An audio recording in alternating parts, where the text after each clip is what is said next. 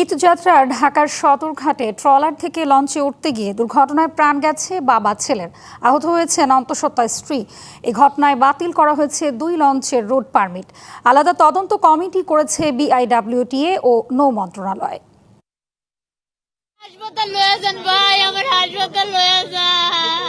ঈদ উদযাপনে বাড়ি ফিরতে যাত্রা শুরুতেই দুর্ঘটনা, কিন্তু ফেরা হলো না বাবা ছেলের। আহত হয়ে হাসপাতালে অন্তঃসত্ত্বা স্ত্রী। বুধবার বিকেলে সদরঘাটে ট্রলারে করে আসা যাওয়া 5 নামে একটি লঞ্চে পেছন দিক থেকে উঠতে যাচ্ছিলেন কয়েকজন যাত্রী। তখনই ট্রলারে থাকা যাত্রীদের উপর উঠে পড়ে জাকির সম্রাট 3 লঞ্চ। ঘটনাস্থলেই মারা যান বাবা ও ছেলে। আহত নারীর চিকিৎসা চলছে মিটফোর্ড হাসপাতালে। এ ঘটনায় নৌপুলিশ, কোস্টগার্ড ও বিআইডব্লিউটিএর নীরবতা নিয়ে প্রশ্ন তুলেছেন যাত্রীরা।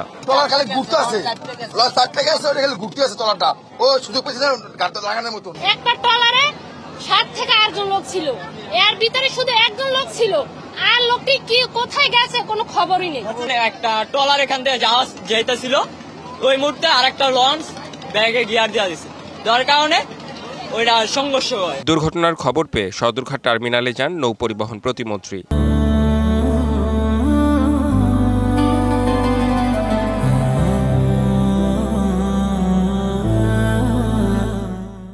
হুঁশিয়ারি দেন দোষীদের বিরুদ্ধে ব্যবস্থা নেওয়ার। যে 2টি লঞ্চের মধ্যে ঘটনা ঘটেছে, সেই 2টি লঞ্চের ইতিমধ্যে আমরা রুট পারমিট বাতিল করে দিয়েছি।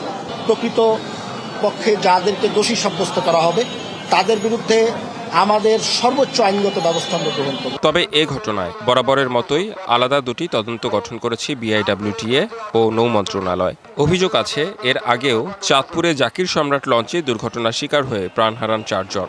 তখনও এই লঞ্চটির বিরুদ্ধে নেওয়া হয়নি কোনো ব্যবস্থা। Redwan Ahmed, DBC news, Dhaka.